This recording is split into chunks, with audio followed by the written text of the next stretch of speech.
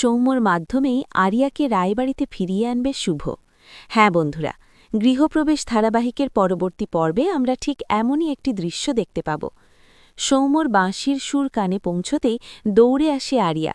হঠাৎ নিজের পাশে তাকে বসে থাকতে দেখে সৌম্য তাড়াতাড়ি সেখান ছেড়ে সরে পড়তে চায়, কিন্তু আরিয়া কি আর এত সহজে হাল ছাড়ার পাত্রী?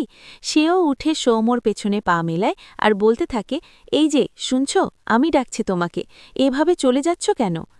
আরিয়ার কথায় সৌম্য থমকে দাঁড়িয়ে বিরক্তির সাথে বলে, আমি আপনার সাথে কোনো কথা বলতে আগ্রহী নই। কী কারণে আপনি এভাবে আমার পেছনে পড়ে আছেন বলুন তো? আরিয়া তখন বলে, কিন্তু তুমিও বা কেন আমাকে সবসময় এড়িয়ে চলছ?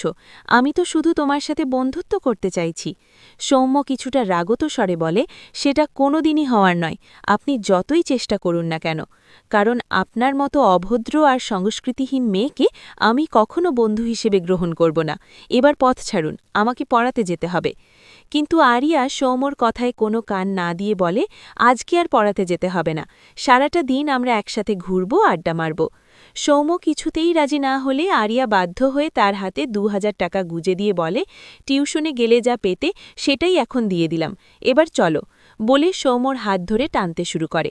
সৌম্য হাত ছাড়িয়ে নিয়ে বলে, এই সৌম্যকে লক্ষ টাকা দিয়েও কেনা যাবে না, ছেড়ে দিন আমাকে।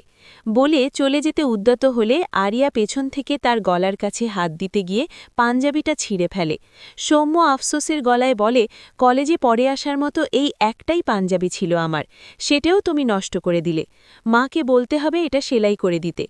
এই বলে সৌম্য চলে যায়। তার কথাগুলো শুনে আরিয়া ভেতরে ভেতরে ভাবতে থাকে, আমি কি তাহলে সত্যি একটু বেশি করে ফেলেছি? তো বন্ধুরা, তোমাদের কি মনে হয়, আরিয়া কি এবার সৌম্যর মন জেতার জন্য নতুন কোনো পথে এগিয়ে আসবে?